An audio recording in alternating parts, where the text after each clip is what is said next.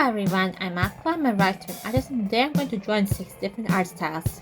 The 10 art style challenge is one I really enjoy seeing other people do, and I want to do my own version of it as well. Why did I pick 6 instead of 10? Well, when I made my list of artists that I want to study film, I ended up with 12 of them. So I asked some friends and they suggested I try making 2 videos studying 6 artists each. With that out of the way, let's get started with the first artist.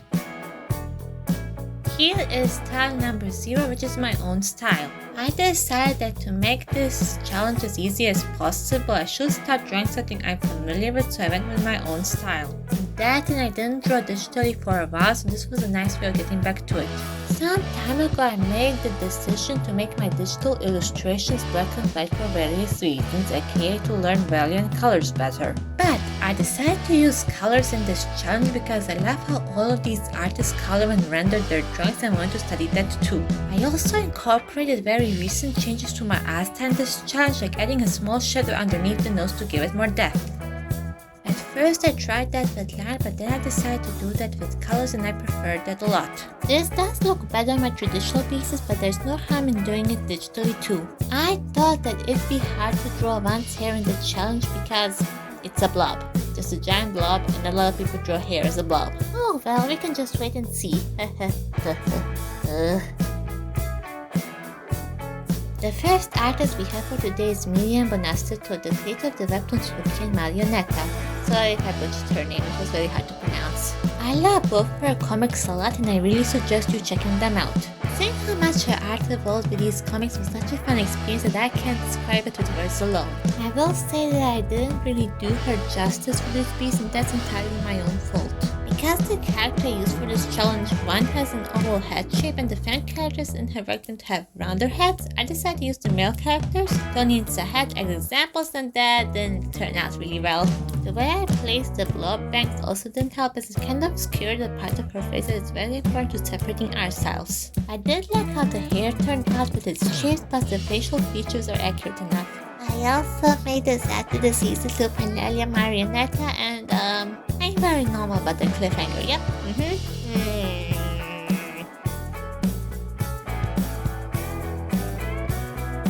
Next we have a semi-popular artist that you may or may not know, depending if you are part of a certain musical fandom.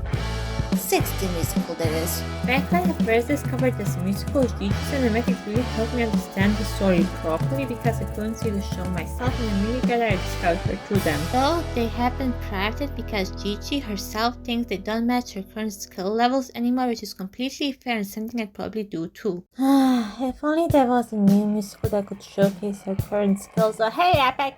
Saying I'm obsessed with her Epic the musical animatics would be an understatement.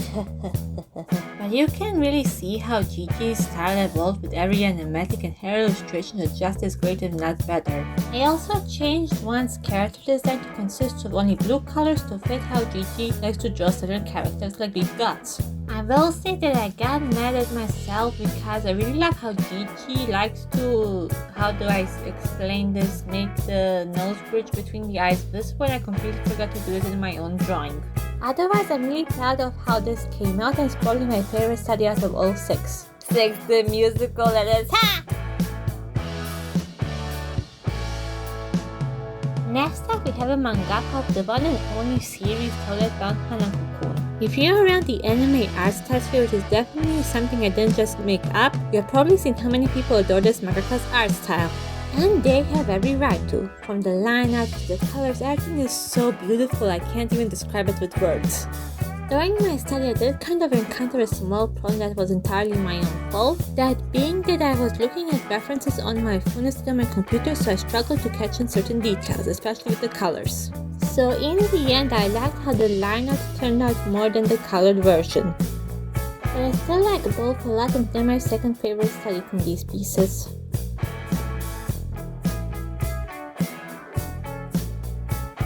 Next up, we have an artist who I discovered through Epic Animatics, the one and only The Red Fox. While I did struggle there to keep and remove certain artists from this challenge, I was 100% sure to do her style because they absolutely come alive the moment I saw her Thunderbringer animatic. Her use of shape design and line art are absolutely gorgeous, and her coloring is also spectacular. Everybody look at this piece. Look at it! Look at it! One of more seriously, one of the reasons I chose hairstyle is also because of how different it is from my own. I tend to rely on rounder shapes, so I thought studying a style with a primary focus on sharper lines and shapes would make it a fun challenge, and I was right.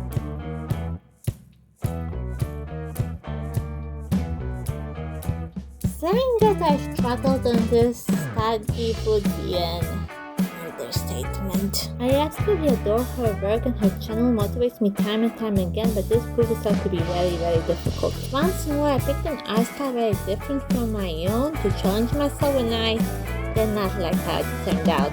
At first it went fine. I liked the sketch and how I cleaned it up because this artist doesn't like digital line art, but then the colors are rendering.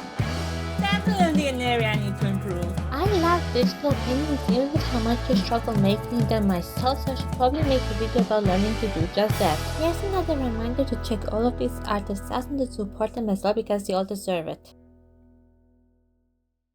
Thank you for watching up until this point, and sorry for ending this video on a bit of a low note. I'm kinda bummed out that I didn't do quickly a podcast style that well. Her videos always motivate and inspire me, so I really wanted to do her justice. But an okay drawing is better than no drawing at all. Which of these studies was your favorite? Are you excited for the second video? Please leave your answers in the comments below if you want to. Like and subscribe if you feel like it, and see you next time. Bye!